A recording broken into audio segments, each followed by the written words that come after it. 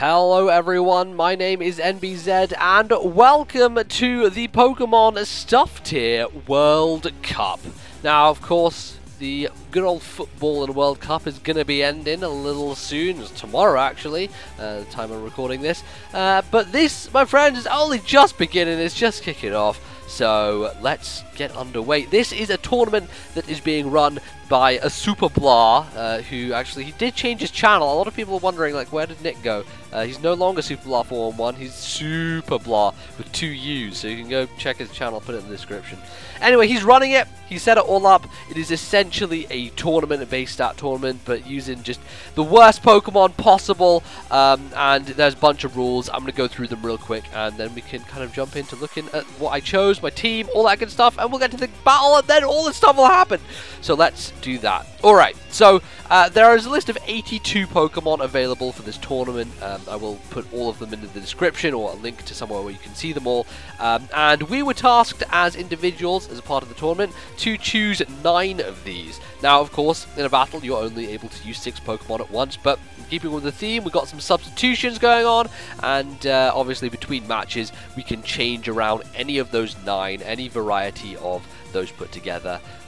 But of course, choose no other Pokemon from which were banned or which were in the pool, aside from the ones we had. So pick 9 Pokemon, and yeah, and basically there are a little restrictions on some specifics.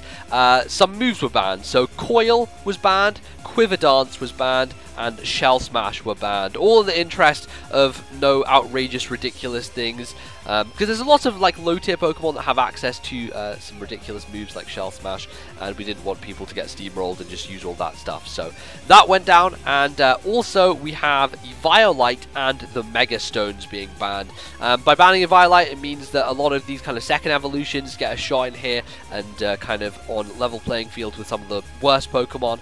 And by getting rid of Mega Stones, it means you can use stuff like Mawile and Banette and all that good stuff without having to worry about you know, being overpowered and everything like that. So that is the essential rules. Of course, it is set out in tournament style, in World Cup style, by players being put into pools. So we'll take a look at those right about now.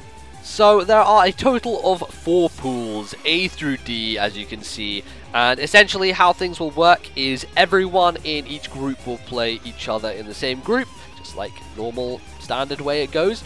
And at the end of those matches, once every match has been completed, the top 2 from all of the matches will go through. So the people who got the most wins, and if the wins are kind of the same, if there's draws, then it would all basically be set out by Pokemon difference, like the score basically. So whoever had the highest score differential would be put through, and I guess essentially how it usually works. So there you have it, those are everyone participating in this tournament, and as you can see, I am in Pool A, so we're going to be fighting Deathstroke, Pokemon, and Robotnikissexy. And talking of such a player, this is our first game indeed. So we are going to be taking on Robotnik, the Doctor himself. Can we pull a Sonic, speed off ahead into the distance, or shall we fall behind? We shall see.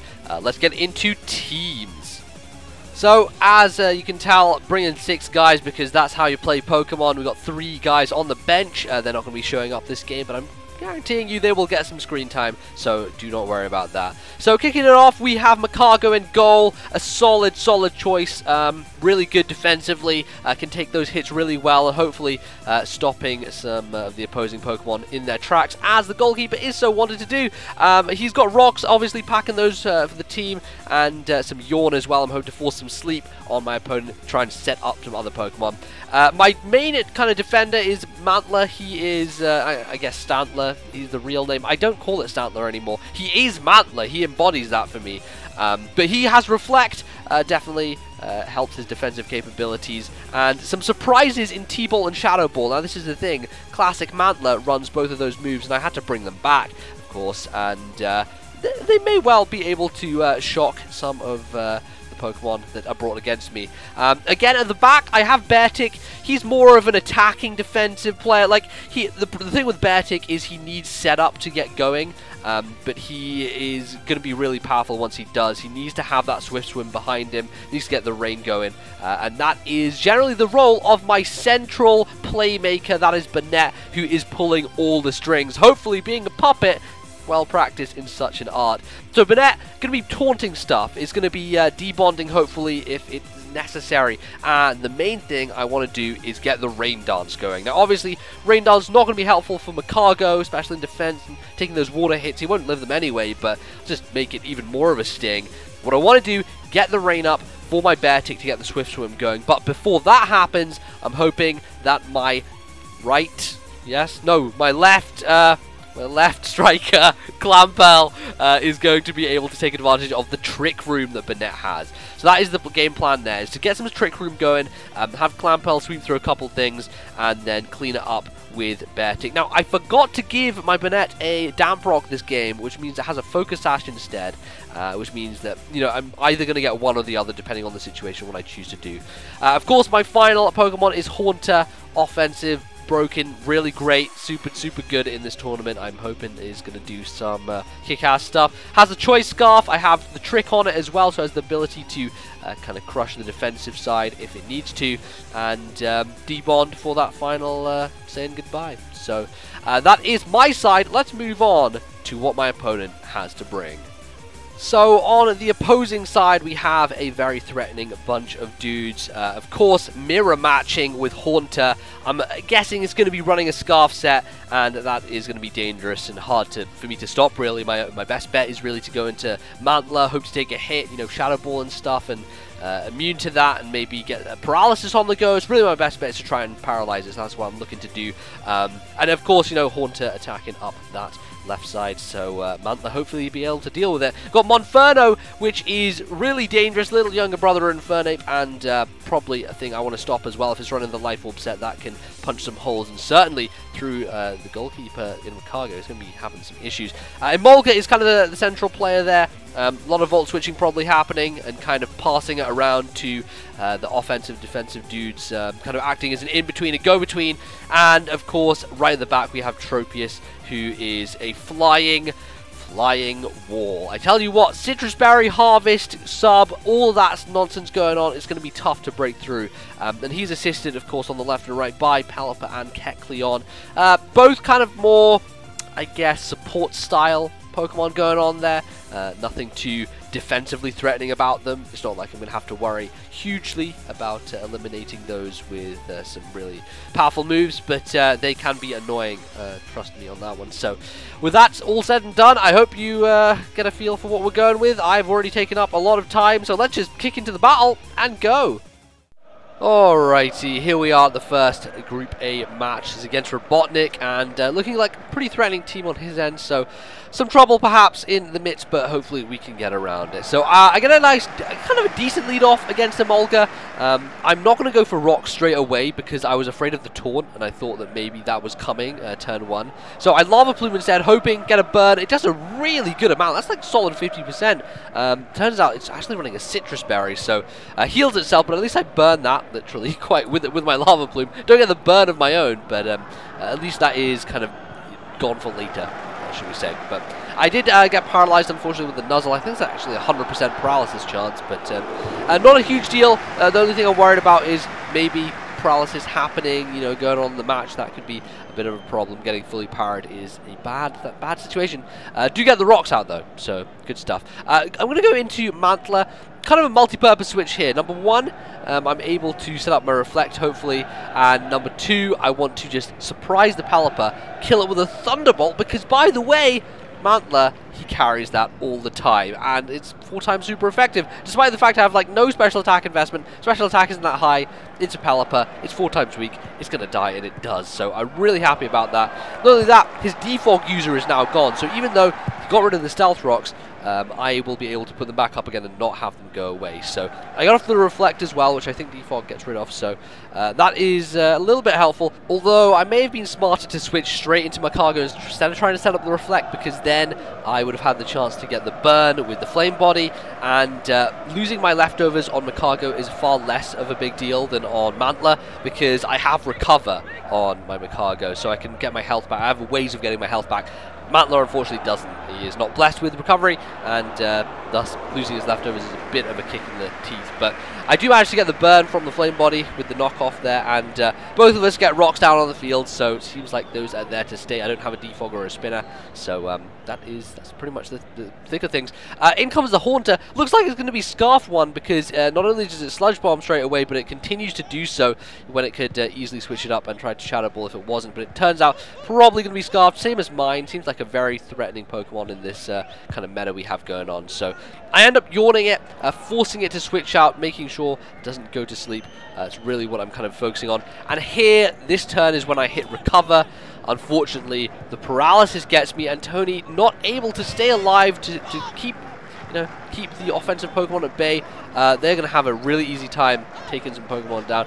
Certainly my Mantler is a big one, and I was actually kind of surprised that the Thunder Punch took out my Macargo from that HP. I'm really pretty defensive, and I don't think this thing is that strong. Turns out he's probably banded, because he goes for Thunder Punch again when he could have easily gone for the fighting move on my Mantler. I did get the Intimidate, which mitigates it, but it still does a lot of damage. However, I'm able to get off the paralysis. So hopefully Monferno, weakened for later on, should be in a decent position. Seeing the Tropius, I'm not super afraid of it. I went for the Reflect on the switch, just to have that up and raring and ready to go. Then full off the Thunder Wave. Now, maybe I should have made a switch here.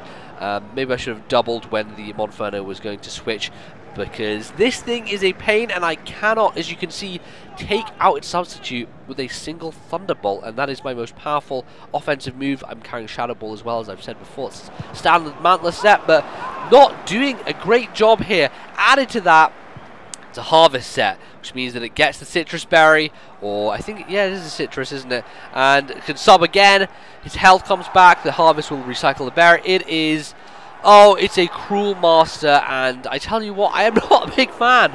Not a big fan of coughing in the middle of the rations. Also, not a big fan of Tropius in general doing stuff like that. Unfortunately, die to the air slash, then my Reflect wears out, and his sub is still up. So really, I have no choice here but to go into my Haunter. I tried to Sludge Bomb away the sub, which probably wasn't the smartest of ideas, because what it does is it means that if I do manage to take out the Tropius, and he does want to stay in, then I am going to be at the whim and the mercy of his Haunter, which, as I've said before, I don't really have a good switch into. It can pretty much take out the majority of my team pretty easily on its own. So I'm going to have a big issue if I stay in here and Sludge Bomb, and unfortunately, because I didn't get the foresight into my head that Haunter would be Pokemon to come out and threaten the rest of my dudes, I Sludge Bomb, stay in and do it.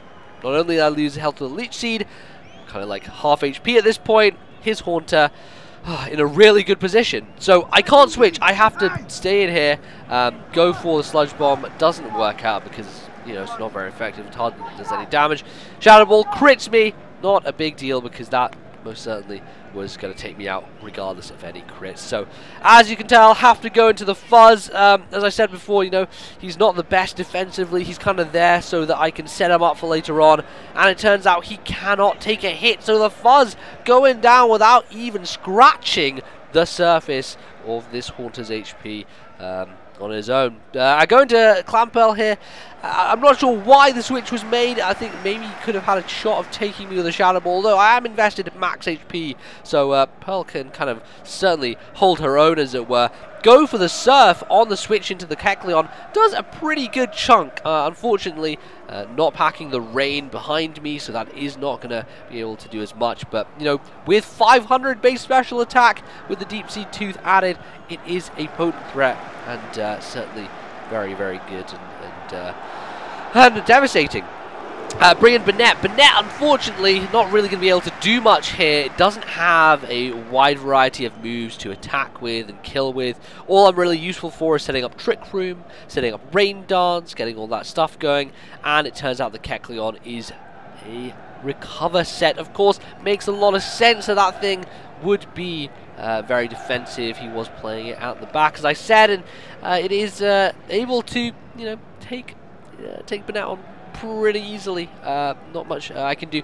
I'm gonna get hit with a Thunder Wave. He's just kind of wearing me, stopping me from you know, getting too many turns here of the Trick Room.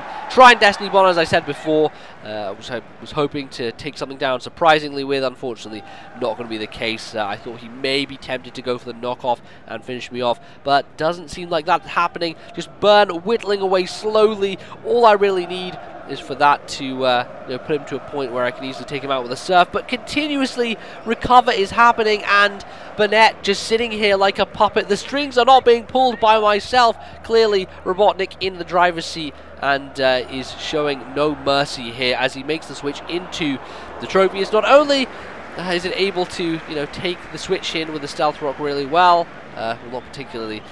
The main reason I was saying that is because he gets the Citrus on switch-in, so it really has no effect. I'm going to pull the Taunt here, hoping that he tries to sub on me and forcing him not to. At this point, really, I have not many options left. I do dodge an Air Slash, which is really convenient, but the main kind of tactical misplay I made this match was the fact that I brought Mantler and I tried to spam Thunder Wave across the team, forgetting, of course, that the best scenario would be to not do that, so that my Clamperl would be faster in a Trick Room against everything. As you can see, in this turn, it is slower than, I mean, faster than the Tropius, which means the Tropius is faster in the Trick Room. Fortunately, I get a double Air Slash Mitch, which is kind of unprecedented, and Clamperl maybe just able to make a little bit of a dent back into Robotnik's team. Ice Beams away the Tropius. In comes the Monferno, but unfortunately, of course, because the Trick Room is still up, because I had paralyzed him, he is in fact slower, which makes him faster in the Trick Room. And Drippy, young Drippy here.